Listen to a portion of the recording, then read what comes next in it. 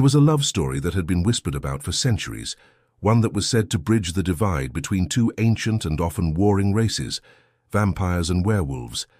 But in this tale, there is no war, only peace, no hatred, only acceptance, and perhaps most surprisingly of all, no biting.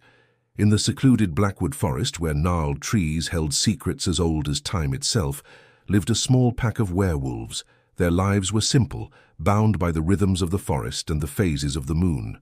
The alpha female of the pack, Seraphina, was known for her fierce loyalty and gentle heart. Her mate, the alpha male, Leonidas, was renowned for his strength and wisdom, qualities he used to lead their pack with fairness and valor.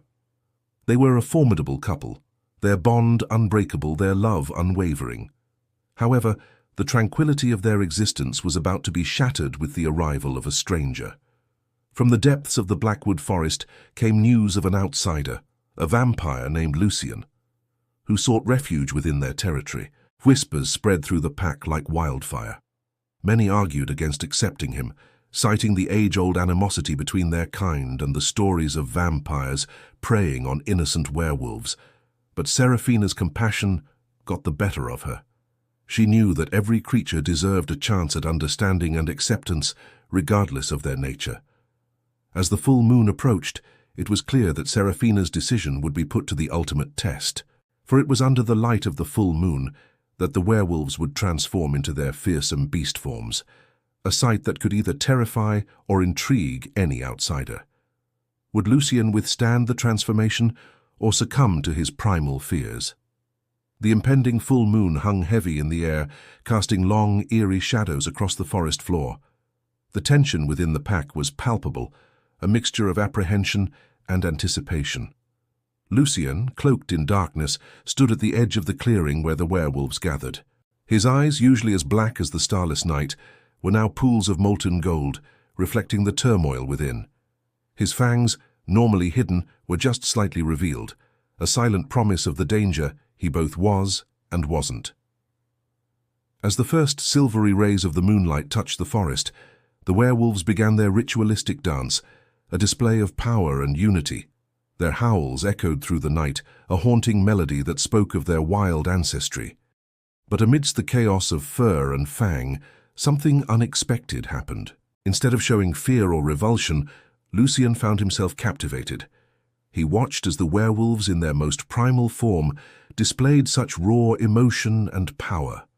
It was as if he was witnessing the very essence of their being, untamed and free. And strangely, it reminded him of his own kind, of a time when they too roamed the earth as free spirits of the night. In that moment, as the boundary between human and beast blurred, Lucian understood that these creatures weren't monsters. They were simply misunderstood, feared for what they couldn't control, hated for what they couldn't explain. He realized then that he wasn't just an observer, he was part of something larger, something that transcended the boundaries of their different races. The transformation continued, and as the full moon bathed the clearing in its ethereal glow, Lucian felt a stirring within him, an instinct, a feeling he hadn't felt in centuries, the urge to join the dance, to become part of the pack. Driven by an overwhelming sense of belonging, Lucian took a step forward. His transformation began, his body contorting, his bones cracking and reforming, his teeth lengthening, his eyes burning. When he finally looked up, his gaze was no longer that of a man, but of a predator, a creature of the night. And yet, despite his ferocious appearance, his eyes held the same warmth as before, a beacon of recognition amidst the wildness. In that moment, under the watchful eyes of the forest and the ancient trees, the werewolves stopped their dance.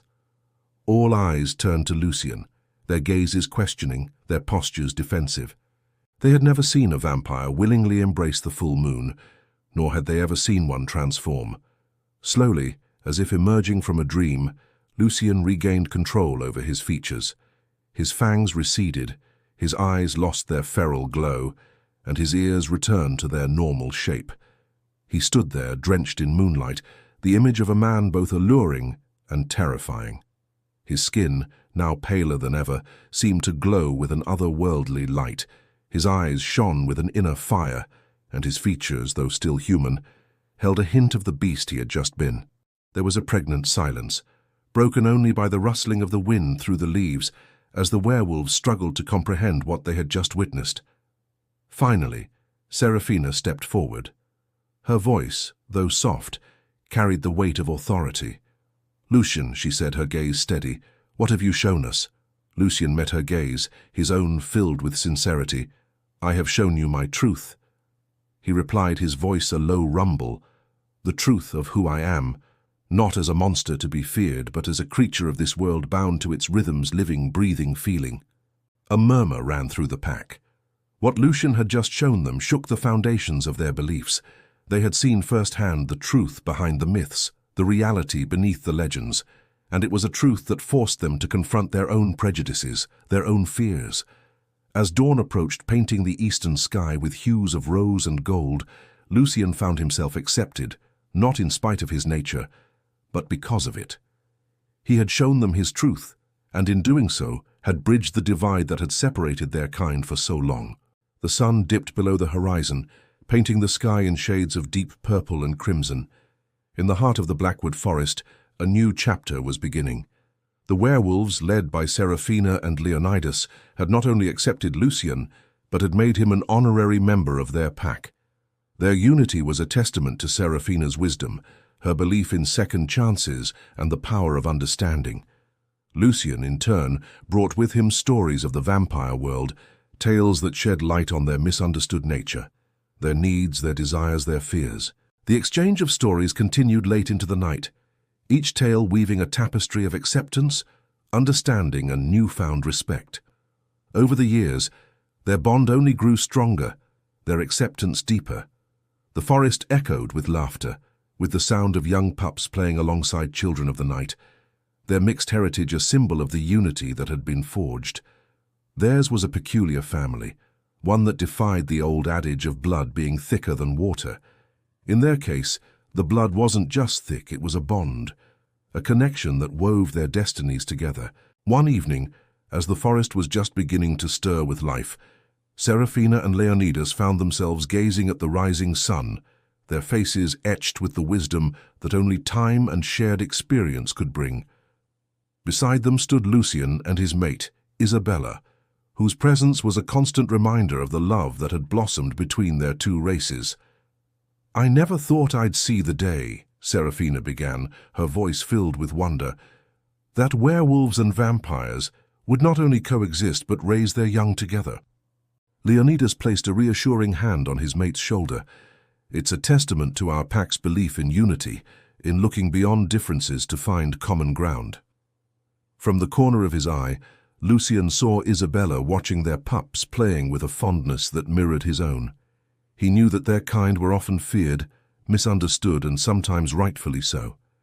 But here, in this little corner of the forest, there was peace, there was acceptance, there was love. And as the sun climbed higher in the sky, bathing the forest in golden light, Lucien knew that this was just the beginning.